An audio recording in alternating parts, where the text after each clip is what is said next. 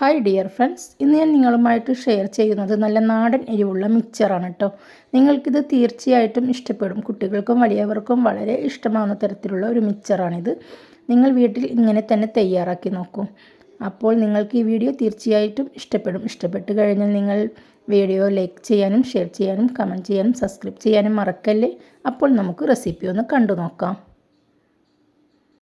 ആദ്യം നമുക്കൊരു ബൗളെടുത്ത് വെക്കാം. ആ ബൗളിലേക്ക് നമുക്ക് 250 ml 4 കപ്പ് കടലമാവാണ് കേട്ടോ ഞാൻ ഇട്ട് കൊടുക്കുന്നത്.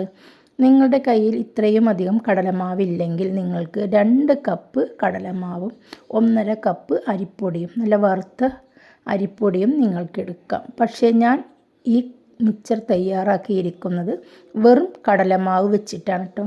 വളരെ സ്വാദേറിയ ഒരു മിക്സറാണിത്. അപ്പോൾ നിങ്ങൾ ഇതുപോലൊക്കെ തന്നെ ഒന്ന് ട്രൈ ചെയ്ത് നോക്കൂ.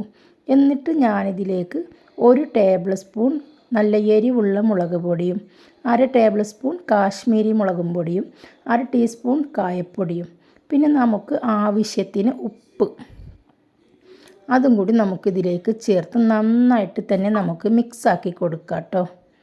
ഇതുപോലെ കൈ വെച്ചിട്ട് നമുക്ക് മിക്സാക്കാം.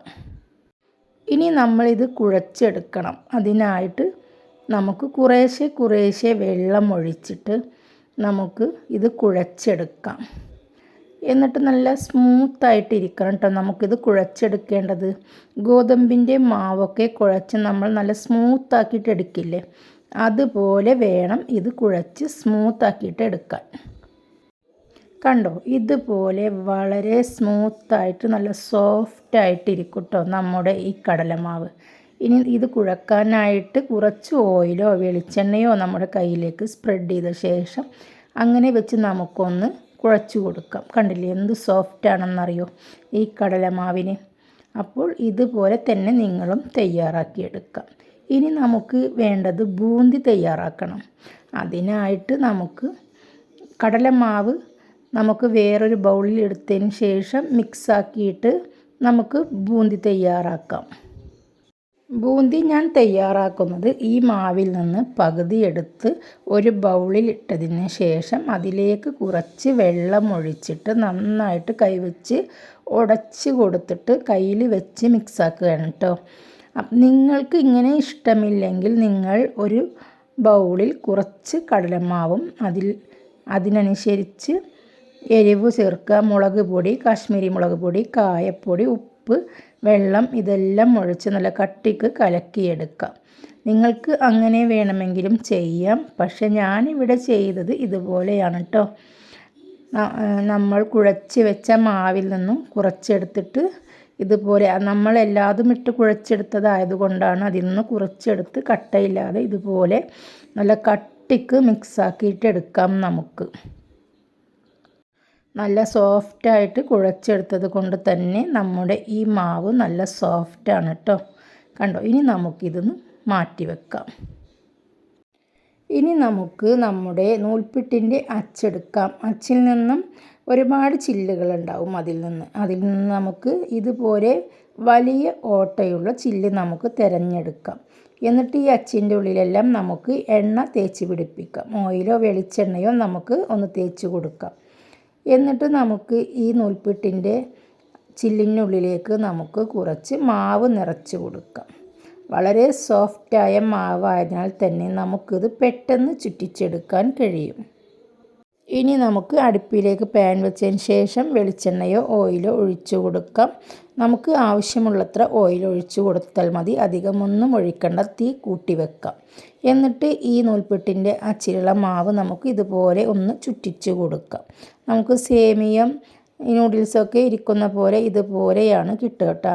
എന്നിട്ട് തീ മീഡിയം ഫ്ലെയിമിലേക്ക് മാറ്റി കൊടുത്തതിന് ശേഷം ഇതുപോലെ ഒന്ന് മറിച്ചിട്ട് കൊടുക്കാം. 2 ഭാഗം ഒന്ന് മുരിഞ്ഞതിന് ശേഷം നമുക്കിത് കോരി മാറ്റാം. അധികം മൂപ്പിക്കരുത് കേട്ടോ. ഒന്നങ്ങാണ്ട് ബ്രൗൺ കളറായി വരുമ്പോൾ നമുക്കിത് കോരി മാറ്റാം. എന്നിട്ട് വീണ്ടും നമുക്ക് ഇത് ചൂടാറാനായിട്ട് വെച്ചതിന് ശേഷം വീണ്ടും ഒന്നുകൂടി നമുക്കിതുപോലെ ഒന്ന് ചെയ്ത് കാണിക്കാം ഞാൻ. നിങ്ങൾ ഇതുപോലെ തന്നെ ചെയ്തോളൂ. നൂൽപുട്ടിൻ്റെ അച്ചിൽ നിറച്ചതിന് ശേഷം ഇതുപോലെ ഒന്ന് ചുറ്റിച്ച് കൊടുക്കാം. കണ്ടില്ലേ, ഇതുപോലെയായിരിക്കും നമ്മുടെ ഈ മാവ് നമുക്ക് കിട്ടുക. എന്നിട്ട് നമുക്ക് തീ മീഡിയം ഫ്ലെയിമിലാണ് കിടക്കുന്നത്. അപ്പോൾ ഇനിയൊന്ന് ആ സൈഡൊന്ന് മൊരിഞ്ഞ് കഴിഞ്ഞാൽ മറിച്ചിട്ട് കൊടുക്കാം. കണ്ടോ, ഇനി നമുക്ക് ബൂന്തി തയ്യാറാക്കാം. ബൂന്തി തയ്യാറാക്കുന്നത് ഇതുപോലെ ഒരു അരിപ്പ എടുത്തിട്ട് അതിൻ്റെ മുകളിലേക്ക് നമ്മൾ മിക്സാക്കി വെച്ച മാവ് കുറച്ചൊഴിച്ചതിന് ശേഷം ഒരു സ്പൂൺ വെച്ചിട്ട് ഒന്ന് പ്രസ് ചെയ്ത് കൊടുത്താൽ മതി. അപ്പോൾ അടിയിൽ ഇങ്ങനെ ചെറിയ ചെറിയ കുഞ്ഞു കുഞ്ഞു കുമിളകളായിട്ട് ഇങ്ങനെ പൊന്തി വീഴും കേട്ടോ. ഇതാണ് നമ്മുടെ ബൂന്തി. ഒട്ടിപ്പിടിച്ചിട്ടുണ്ടെങ്കിൽ നമുക്ക് ചൂടാറിന് ശേഷം നമുക്കത് വേർപെടുത്തി കൊടുക്കാം. ഇനി ഇതും നമുക്ക് മാറ്റി വെക്കാം. ഉണ്ടാക്കിയതിന് ശേഷം എല്ലാതും നമുക്ക് ചൂടാറാനായി മാറ്റി വെക്കാം. ഇനി ഞാൻ ഇതിലേക്ക് വറുത്തെടുക്കുന്നത് വെള്ളക്കടലയാണ് കേട്ടോ, പൊട്ടുകടല. നമ്മൾ മിച്ചർ കഴിക്കുമ്പോൾ നമുക്ക് കഴിക്കാൻ കിട്ടുന്ന ഒരു കടലയാണിത്. വെളുത്ത കടല, ഈ ചെറു പൊട്ട് പോലെയുള്ള ഈ കടല ഞാനൊരു 2 കപ്പ് ഇട്ട് കൊടുത്തിട്ടുണ്ട്. 1/2 കപ്പ് കടല ഇട്ട് കൊടുത്ത് ഒന്ന് ബ്രൗൺ കളറായി വരുമ്പോഴേക്കും നമുക്കിതും കോരി മാറ്റാം. വെളിച്ചെണ്ണ കുറവാണ് എന്നൊന്നും നോക്കണ്ട, ഇത്രയും മതി കേട്ടോ, വേസ്റ്റാക്കി വെറുതെ കളയണ്ട. ഇതിലേക്ക് നമുക്ക് ഒരു 2 കപ്പ് നിലക്കടല കൂടിയിട്ട് നമുക്കൊന്ന് ഫ്രൈ ചെയ്തെടുക്കാം. നിലക്കടലയോടൊപ്പം തന്നെ ഞാനിതിലേക്ക് കുറച്ച് കറിവേപ്പിലയും ഒരു 4 അല്ലി വെളുത്തുള്ളിയും കൂടി ചേർത്ത് കൊടുക്കുന്നുണ്ട്. വെളുത്തുള്ളിയുടെ തൊലിയൊന്നും കളയണ്ട, ഇതുപോലെ തന്നെ നമുക്കൊന്ന് ഇട്ട് കൊടുത്താൽ മതി. ഇനി ഇതെല്ലാം കൂടി നമുക്കൊന്ന് ഫ്രൈ ചെയ്തെടുക്കാം. കണ്ടില്ലേ, ഈ എണ്ണയെല്ലാം മതി കേട്ടോ. എണ്ണ ബാക്കിയായ പിന്നീട് അത് ഉപയോഗിക്കാൻ നമുക്ക് പറ്റില്ല. അപ്പോൾ അതുകൊണ്ട് കുറച്ച് വെളിച്ചെണ്ണയോ ഓയിലോ എടുത്താൽ മതി. കണ്ടില്ലേ, നമുക്ക് ഫ്രൈ ചെയ്തെടുത്ത കടലയും കൂടി ഇതിലേക്ക് ചേർത്ത് ഇത് നന്നായിട്ട് പൊടിച്ചെടുത്തിട്ടുണ്ട്. കൈ വെച്ച് ചൂടാറിയതിന് ശേഷം എല്ലാതും പൊടിച്ച് വെച്ചു.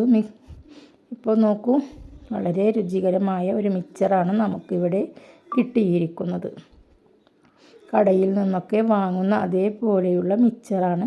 നിങ്ങൾ കുട്ടികൾക്ക് ഇതുപോലെയൊക്കെ ഒന്ന് തയ്യാറാക്കി കൊടുക്കൂ.